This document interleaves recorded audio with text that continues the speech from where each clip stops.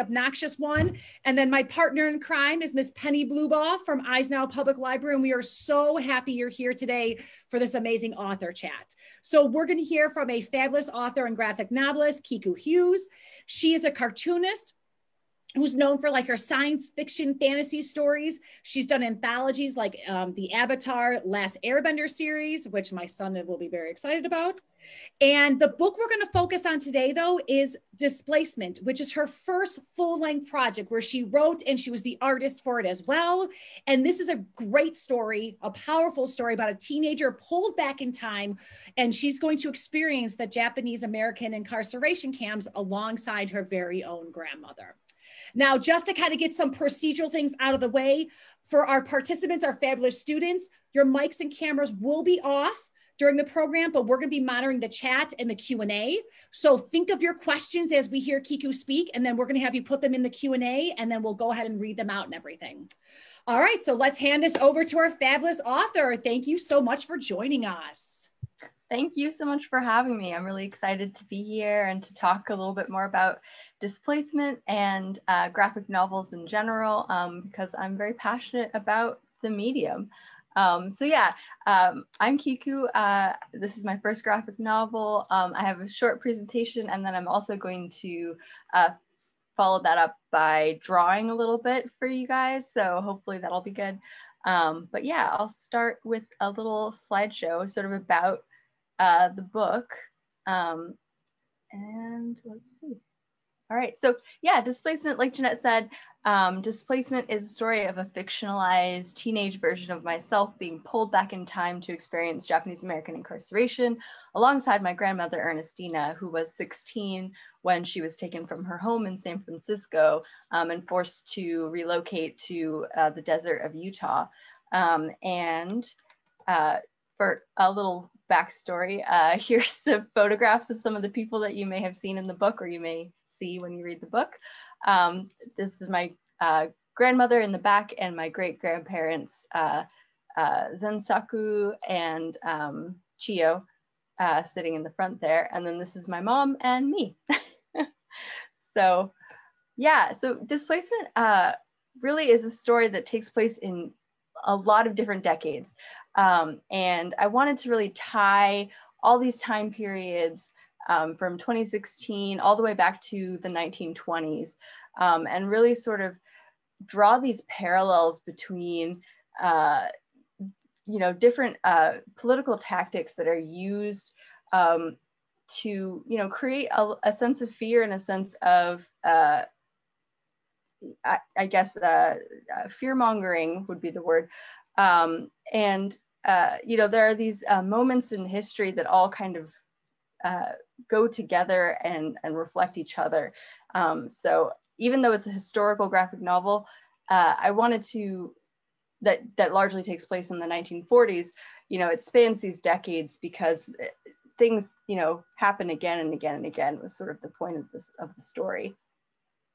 And so I wanted to talk a little bit about other books that kind of are in conversation with Displacement, other books that I recommend reading if you are interested in these kinds of time travel historical genres. Octavia Butler is one of the authors who really inspired me.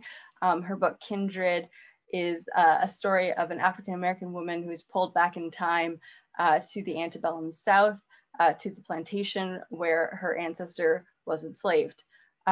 It's her take on this time travel narrative is a little bit different, but her work in general is so beautiful and so powerful, and really showed me that science fiction as a genre can be so much more than spaceships and laser guns and stuff. So if you're interested in science fiction that is a little bit different than the kind of science fiction that you might see on TV, I highly recommend checking out Octavia Butler's work. She's amazing. I also wanted to talk about Citizen 13660 by Mine Ukubo, who was an artist that lived and worked in the very same incarceration camp that my grandmother was in, Topaz. She was also from the San Francisco area. And she published, I believe it was the first book to come out after camp that was from the perspective of somebody who actually was taken to camp. And she created an illustrated diary of her experiences being forced from her home and taken to Tanforan and Topaz.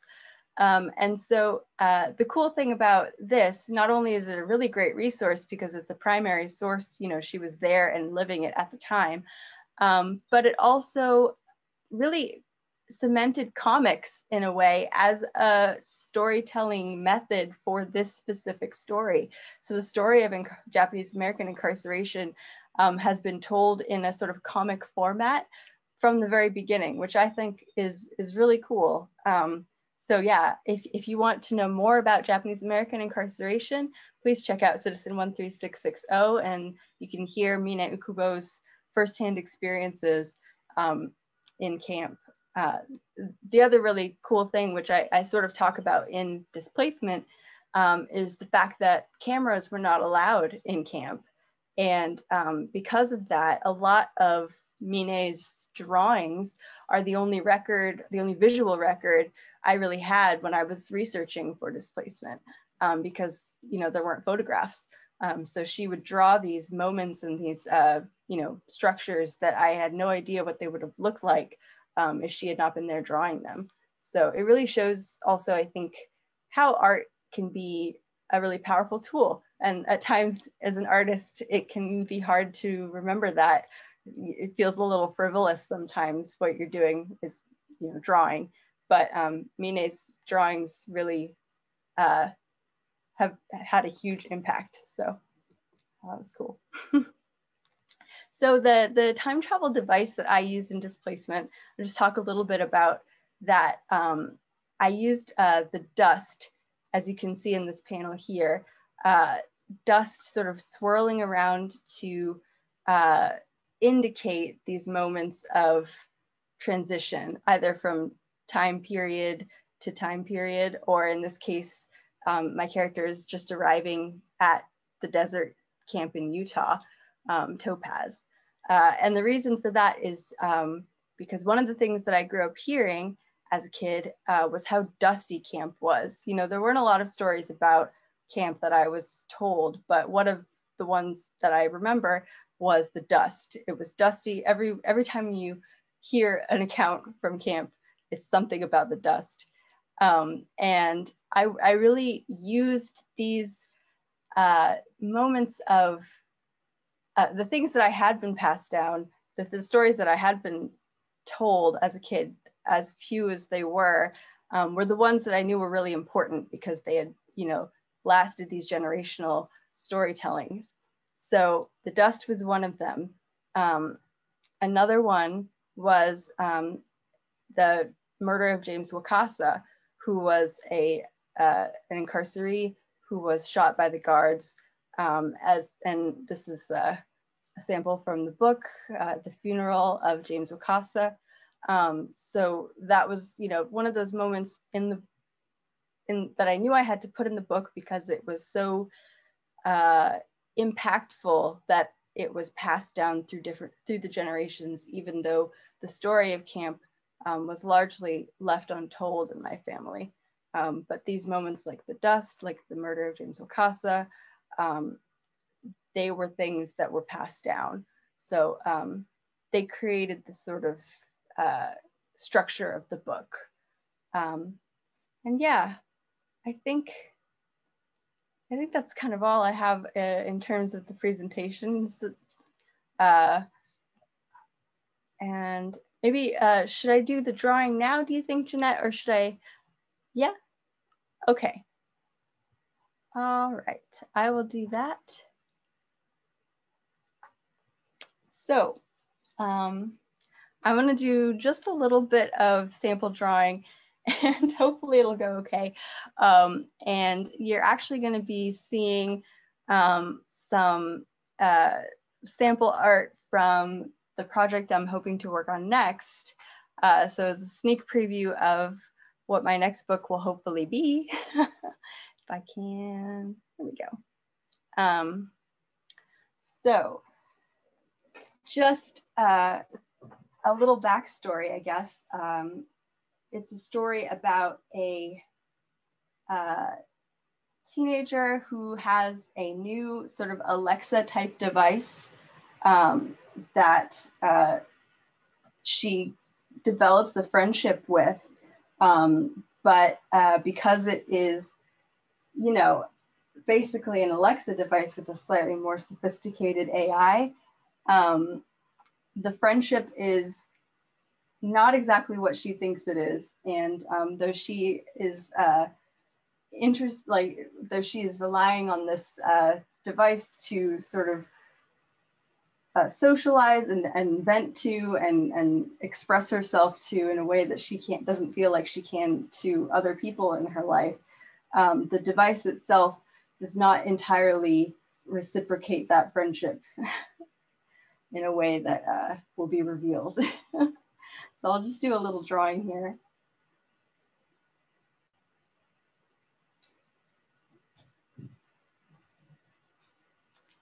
So I have a sketch layer, and what I like to do is sort of turn the sketch layer down in opacity, which means it's, you know, kind of see-through, and then I draw over it.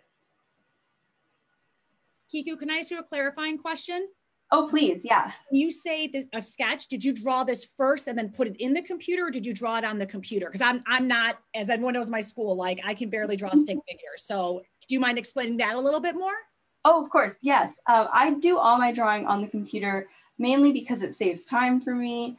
And it's overall, I think, a little less expensive because I'm not, you know, using art supplies as much. But yeah, so the entirety of Displacement was drawn on the computer, and this one will be too.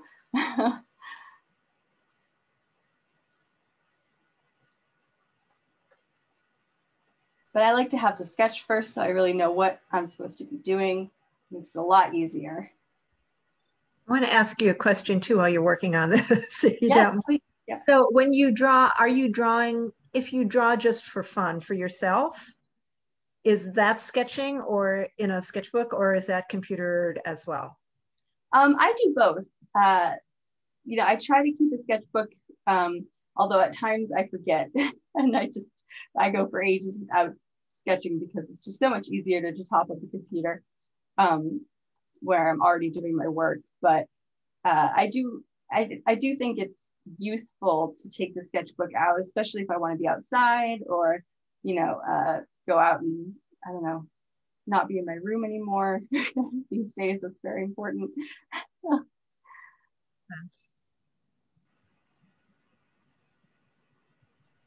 I'm not gonna lie. I mean, I'm impressed freehand. Anyone who can sketch freehand and then sketching on a computer, I don't even understand. So this is really amazing to me. Yeah, it is. It's incredible.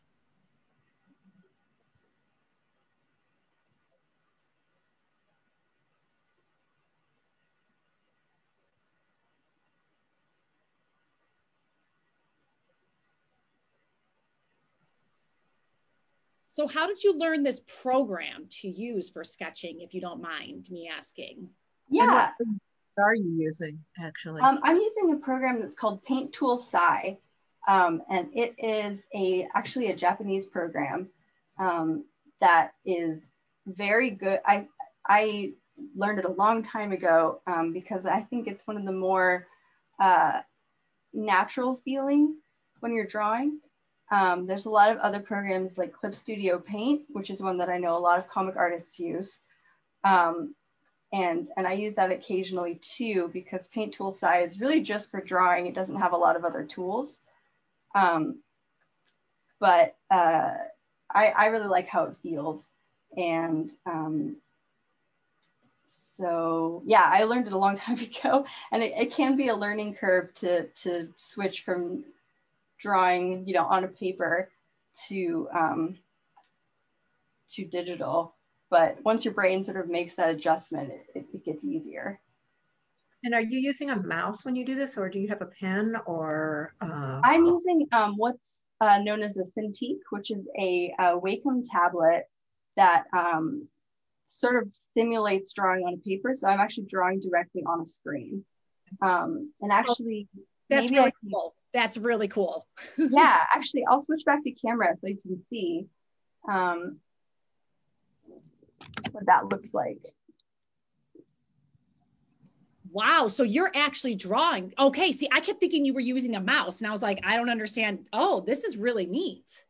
That makes more sense to me. That seems like you'd have a lot more control that way. Yeah, definitely. It's a lot easier. And there are different kinds of tablets. The Wacom is more on the up, like the price is a little bit higher.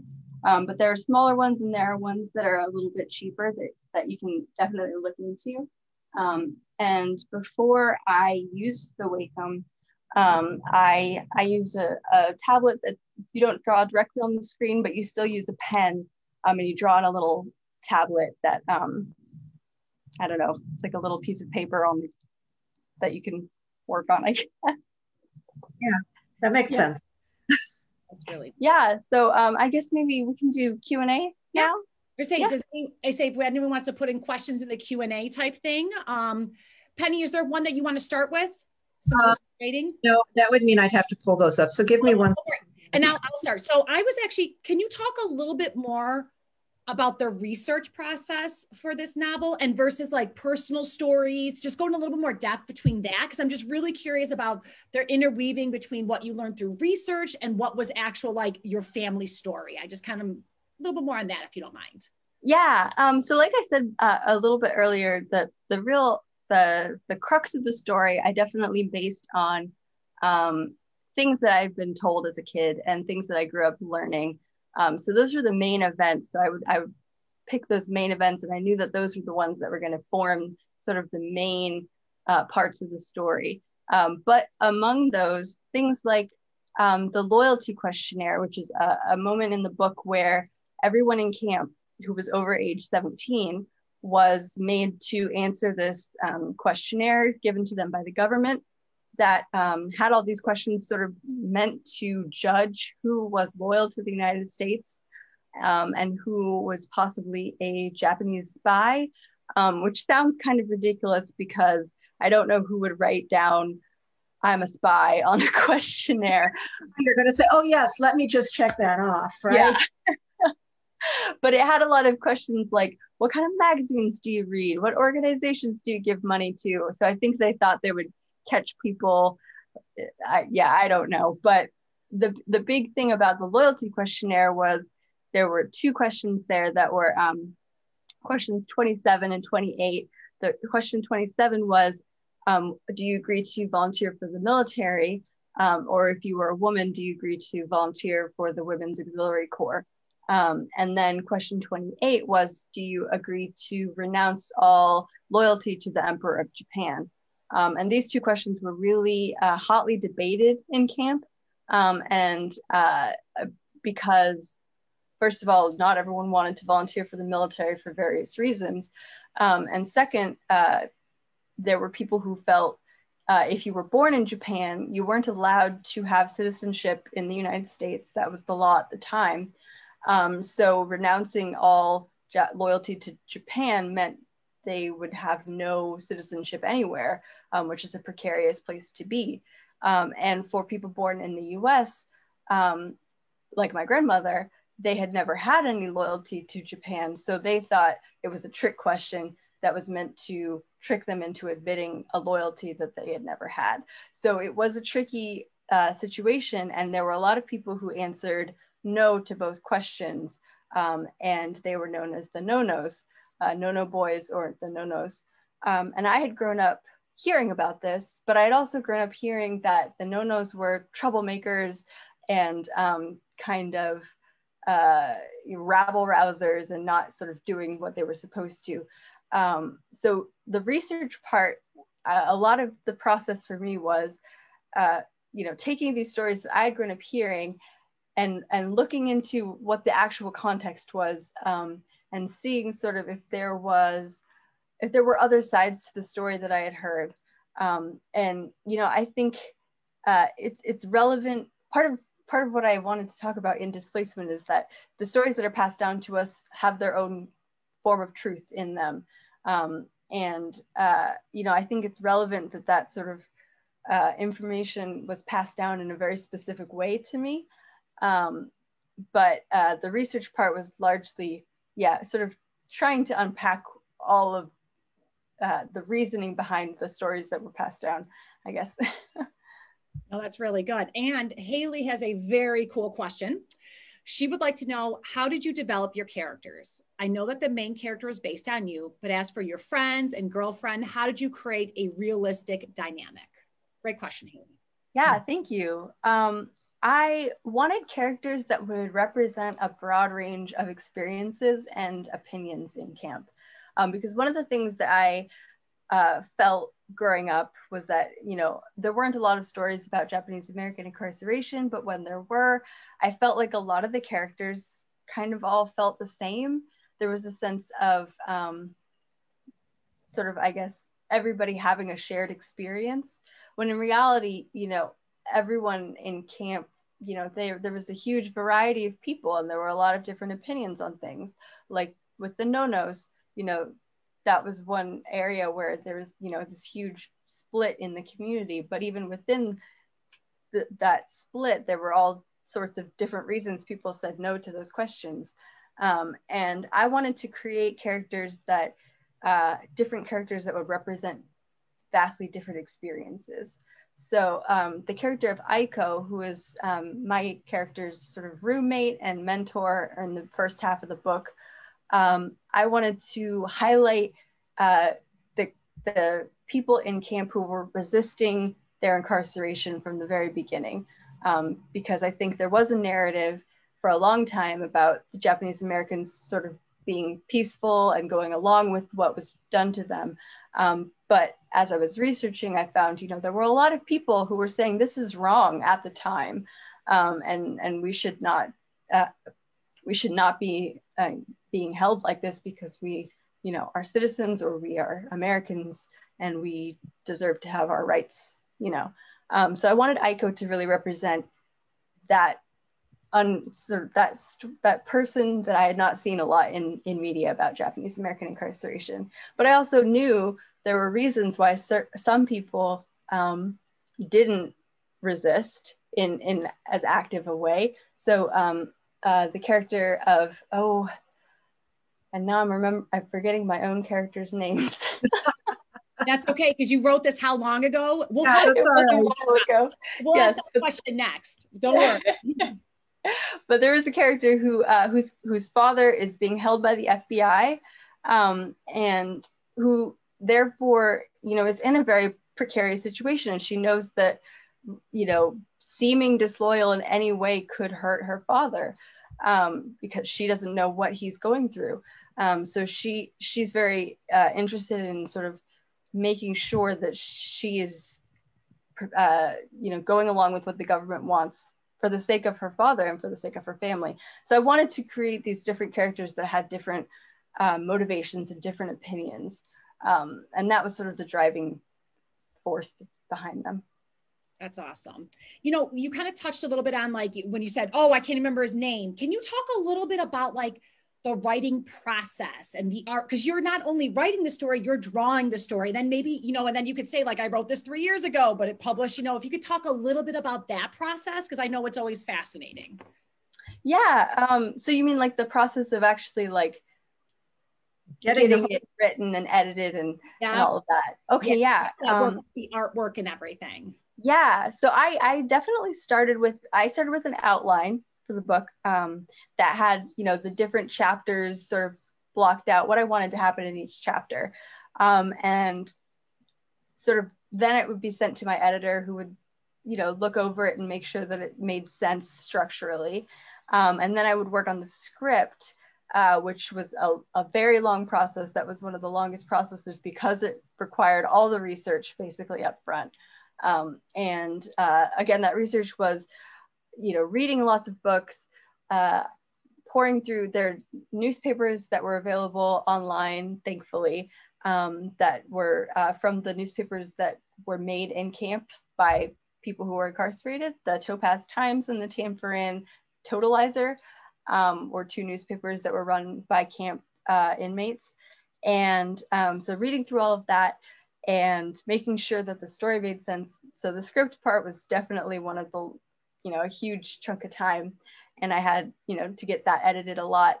And from there, I actually, I wonder if I can show this.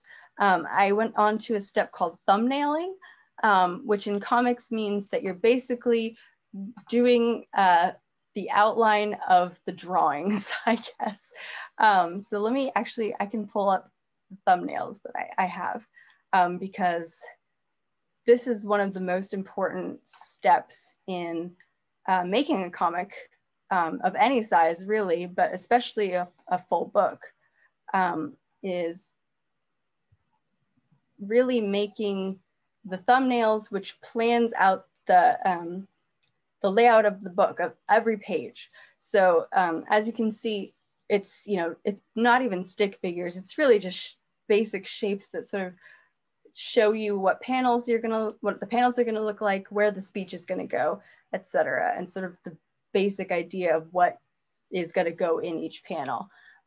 So the thumbnails are kind of the most important step, I think, in making a comic book, because it really plans out the entire book, and you can see the whole book there in front of you, even though it looks like that. But yeah, so from thumbnails, then you get those edited to make sure that, the panel flow is correct. The reader has to be able to read from one panel to the next and make sure that everything looks logical. And then I went to pencils, which is sort of a rougher sketch of the final art, and then to the final art, basically. But yeah, thumbnails, I think, is a huge thing. And I kind of had to learn how to thumbnail as I went, because it was not something that I did a lot before. Having only made shorter comics, I think the longest comic I had made before this was 32 pages.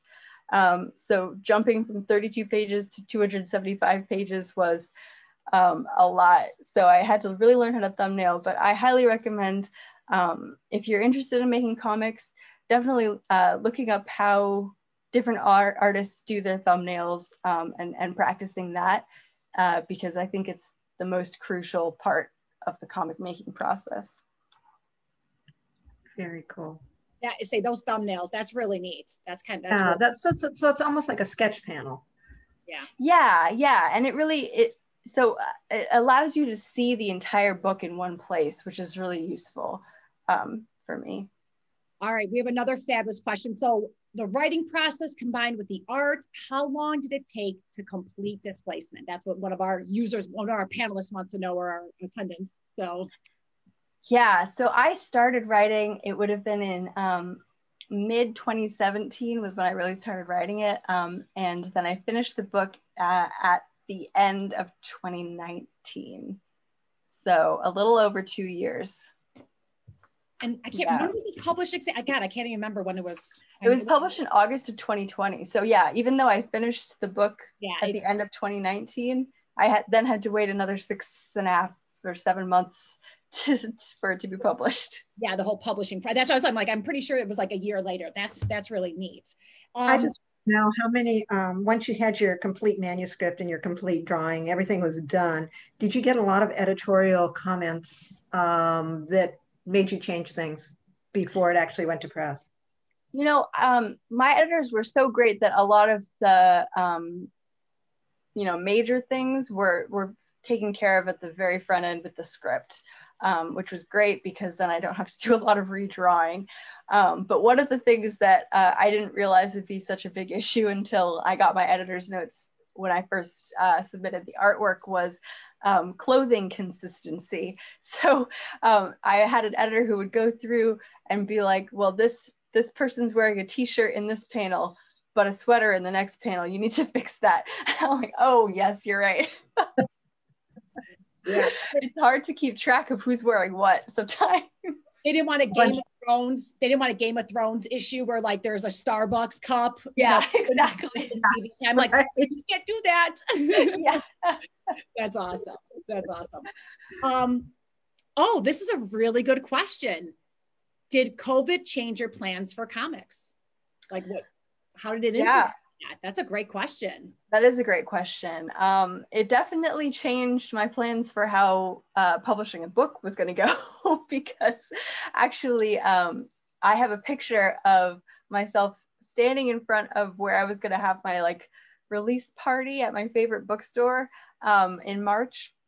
That didn't happen because March was basically when everything shut down. So yeah, it changed a lot of stuff. A lot of the sort of events that I was going to go to became remote. And so yeah, it was, I mean, obviously I'd never published a book before, so I don't really have anything to compare it to. But I did have a lot of travel plans that were canceled. In terms of actually working on comics, you know, I am able to work from home already, working on comics. So that didn't change a lot. But I do think, I know a lot of people were like, oh, you can focus on work now instead of going out, but it didn't happen that way. COVID was kind of like just worrying and anxiety a lot of the time. So, but yeah, and I had never published a book before, so it was kind of fine because I didn't have anything to compare it to. But yeah, it was a weird time to release a book for sure. Yeah, you really released it right when it hit. So like, I'm sure you had like publicity and tours set up and everything else. And, you know, it's definitely a wonky year for art, you know, for artists right now. So it is wild. I remember there was an event that I was going to go to in New York at the Javits Center that obviously got canceled. And then a couple months later, that was a center being used as like an overflow ICU. I was like, oh yeah, it was a rough time. Yeah, crazy. I have a question for you. What came first? Right? Were you an artist first or a writer, or what, were you both? How did you how'd you get into this? I actually you know, kind of neither. I always liked to draw, but I don't think I ever really considered writing as a thing that I was ever going to do. I was an English major in college, actually. So I really enjoyed reading and I enjoyed, you know, analyzing books and writing about books. But I never really considered back then that I would actually write a book. But since I love to draw and I love to read, I found out about comics kind of late in life. Like I'd read, you know, comic strips and stuff as a kid, but I never really got into comic books until later when I started reading web comics, which, you know, opened up this whole world of what comics can be. You know, I had not really realized how many different stories comics could tell. And I really saw with web comics specifically, you know, people who were making stories that were so unlike anything I had ever seen before, and they were so beautiful. And I really loved it as a storytelling medium. And I realized, you know, I love to draw. Comics is actually kind of the perfect way for me to, I guess, both read and write. So yeah. Did you take any formal art classes then, or did you take any before you started thinking you were going to be a comic writer, and then afterwards, like how did that happen for you then? Yeah, I took a couple art classes as like electives in college, but really a lot of how I learned how to draw was looking at other artists that I really admired, and sort of looking at what they were doing and thinking, oh, I love how this artist draws hands, or I love how this artist draws clothing, and just sort of, yeah, being inspired by other artists was really what taught me how to draw, I think. Do you have anybody like a favorite comics, or is there anything? Oh yeah. I figured. Well, I wanted to shout out, there's an artist called Polly Guo, who was one of the first artists who really taught me about comics, not personally, but just her work really showed me what comics and art could be. She's since, I think, works on animation a lot now, and she's worked on Adventure Time and things like that. So her art was really inspiring. In terms of web comics that got me into comics early on, there's an artist named Blue Delaquanti who does a web comic, or I guess it's finished now, a web comic called Oh Human Star, which is a really gorgeous sci-fi comic, a web comic, so it's available online. There is Ariel Riaz, who does a web comic called Witchy, which actually has been published now too as a physical book, which is gorgeous. There's, in terms of published books, there's, oh, and also web comics. Tilly Walden has a book called On a Sunbeam, which was originally a web comic, and it is so beautiful. I think it's my favorite book. I think it's my favorite book. Wow, okay. Yeah, it's On a Sunbeam. It is sci-fi, but again, a sci-fi that is so different from other sci-fi that you might have read. Yeah, and Jillian and Mariko Tamaki are huge inspirations for me. They did This One Summer, Skim, and Mariko Tamaki also wrote Laura Dean Keeps Breaking Up With Me, which is an incredible book, illustrated by Rosemary Valero O'Connell, which is so gorgeous. And then there's Jen Wang, who was a really earlier inspiration for me. Her book, Coco Be Good, was one of the first graphic novels that I read, but recently she's done The Prince and the Dressmaker and Stargazing, which are both so beautiful. So yeah. Dressmaker is super popular. That one has gone like crazy off the shelves. People love that one. It's really good. It's really good. Now, it seems like you like the sci-fi genre. Is that what you like to read, or is that what you like to write? Can you talk a little bit about reading preferences? Absolutely, yeah. I like to do both, read and write and watch. Sci-fi is my favorite genre. I mentioned Octavia Butler earlier. I want to shout her out again. She's also, she was from the Seattle area, which is where I'm from, which is really cool. But yeah, and she, has written so many sci-fi books that are so genre bending, I would say, and really taking sci-fi into different directions, which are incredible. But Kindred will always be one of my favorites. I also am a huge fan of Never Let Me Go by Kazuo Ishiguro, which was made into a movie, and I don't remember how good the movie was, but the book was incredible. Yeah, and so yeah, sci-fi has always been my favorite genre, I think, because it's so rooted in, it forces you to really think about how it relates to you in the present, in a way that I think is unique among genres, because it doesn't, good sci-fi at least, doesn't necessarily guide you there itself, tell you, this is how you should be relating to your life with this book, but if it's done well, it can really force you to look at things in your life and in your world in a sort of different way, which I think is really cool. Plus, Frankenstein, which is some consider the first sci-fi novel, is one of my favorite books. Also, Mary Shelley, shout out. Great stuff. Anyone who knows me knows I love sci-fi and fantasy, so you're right up my alley, girl. I love it. So, I have a question for you. What do you find to be some of the most challenging or difficult parts of either writing or the artist part of it? What are some of your challenges?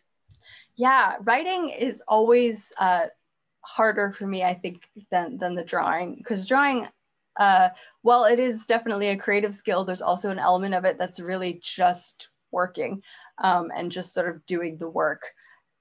Whereas writing for me has always felt a little bit more like you have to force yourself to be in a specific mindset and really get yourself there. And maybe that's just because I've spent more time in my life drawing than writing.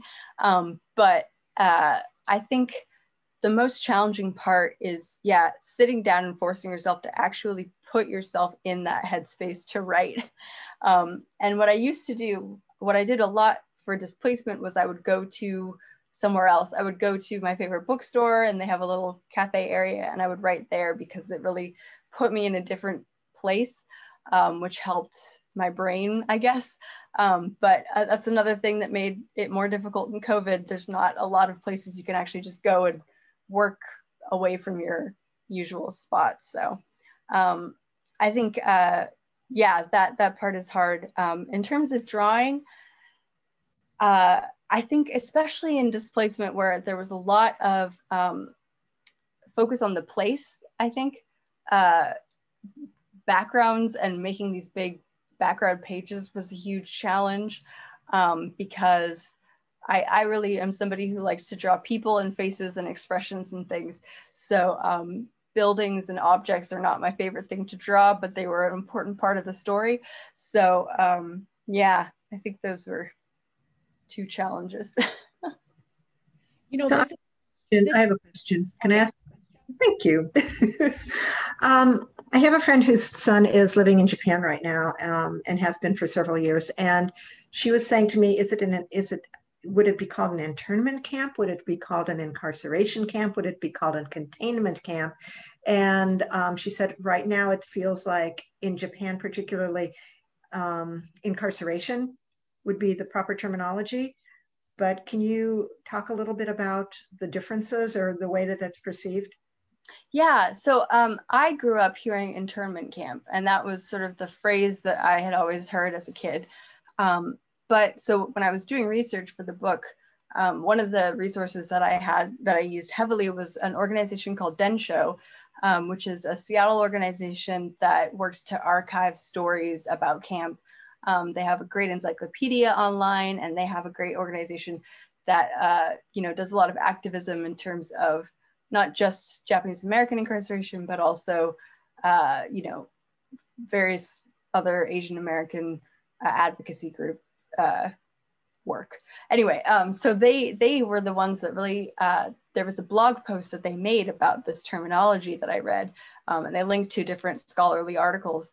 And what I learned was that internment camp actually was sort of a phrase that the strict definition of internment camp is enemy aliens being held in a wartime situation.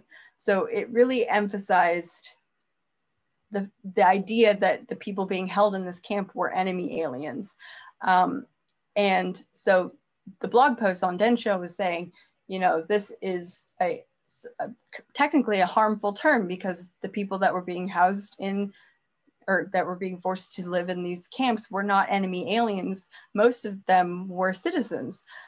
So it doesn't actually make sense. And, there's a long history of, I guess, softening the situation. Like when they were first, back in the 40s and 50s, they were called evacuation camps, which sort of implies that people were being taken from a dangerous situation for their own safety. And then it became internment camps, which again, I learned was not a correct phrase. That being said, the technical term would be concentration camp, but that of course has the baggage of being associated with the Nazi death camps, which were not concentration camps, they were death camps. So there's this series of, I guess, what's the word I'm looking for? Series of pacifying phrases that cause the true extent of what happened in these various situations to be sort of sanded down, I guess, because the fact that we call the Nazi death camps concentration camps is itself not a correct terminology, but it makes a lot of Japanese Americans, myself included, wary about calling the Japanese American experience concentration camps, because we don't want to draw false comparisons to what was happening to Jewish folks and Romani and various other groups in Europe. So incarceration camp is sort of the middle ground between internment, which is incorrect, and concentration, which has a lot of baggage. Good, thank you. Yeah, it's fascinating, like etymology, like learning like the language. It's really neat, the history. I want to ask a question about, this is obviously a personal story. How how was your family with the story and it coming out? Like, what was their reaction? How did they feel? Yeah, one of the challenges for writing this book was that I never met my grandmother. She died before I was born, but of course my mom knew her, and so did my aunts and uncle. So I made the choice not to have my character interact with my grandmother directly in the book, because I didn't feel like I could give her voice justice in a way that would ring true to my family members who knew her. So that was one of the challenges in terms of having family members read it.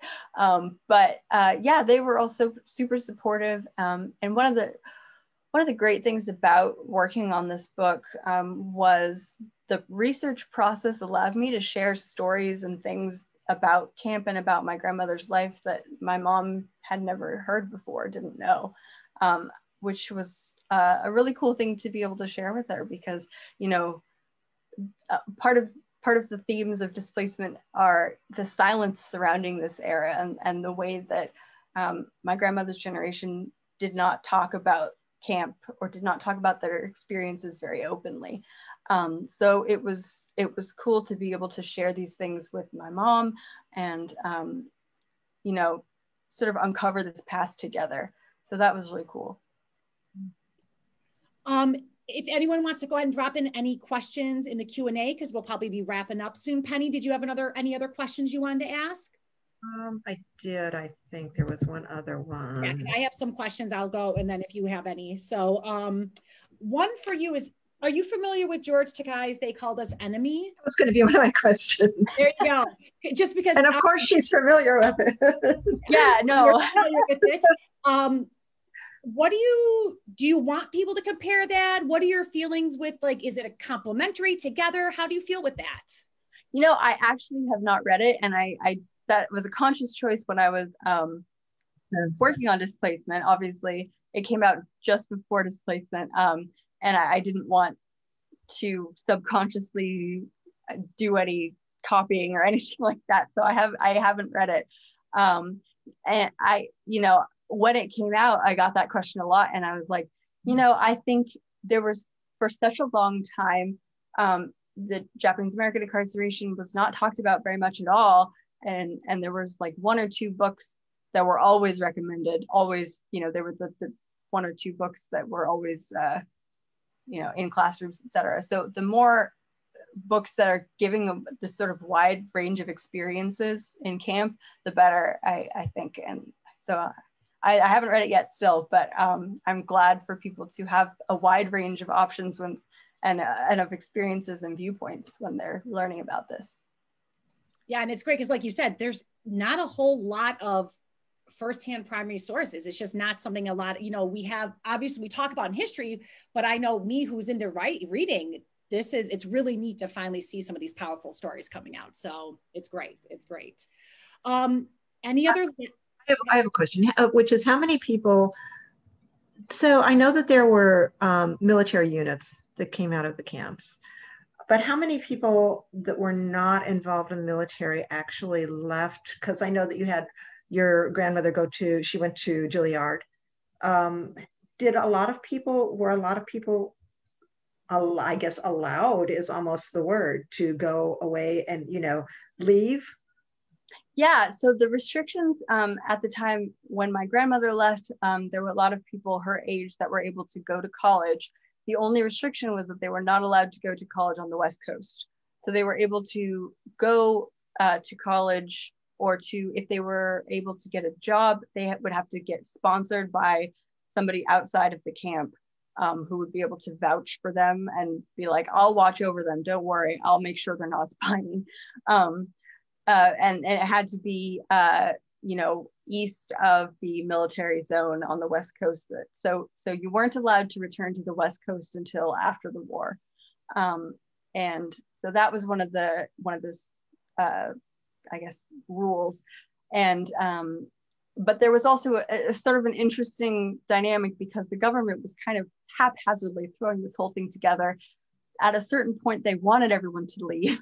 They didn't want to keep everybody in the camps, because I think maybe because it was expensive to keep everybody there, I'm not exactly sure, or because it was bad PR when they were realizing this actually kind of doesn't look great. That was sort of when they did the loyalty questionnaire, because they were like, we really kind of want to get people out of here, so make sure we know who the loyal ones are. We're going to try to get them out of the camp. So, you know, there was a push to get people out, but again, they couldn't return to their homes. They had to go east. So, you know, people like my grandmother were never able to return to San Francisco because, you know, once you get out east, you know, you kind of have to rebuild your life there. And then, yeah. All right, I have another question coming in. It says, are you working on Avatar, The Last Airbender currently? And do you know anything about the upcoming projects? Are you involved at all?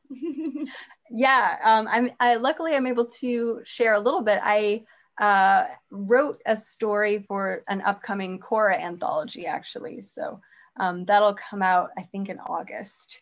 I didn't do the art, I just did the writing part. So again, it's weird to be a writer. I never thought of myself as that, but yeah, so the Korra anthology coming out, I think in August, I think. Very neat. All right, does anyone have any last minute questions? Or Kiku, do you have anything you want to share with us before you go? This is the time to do it. Again, I'm gonna wait. My waiting is terrible. Wait time. See if yeah, I don't think I have anything else except for thank you for coming and for enjoying comics. I think comics are an incredible medium for sharing stories, and I'm excited whenever anyone's excited about comics.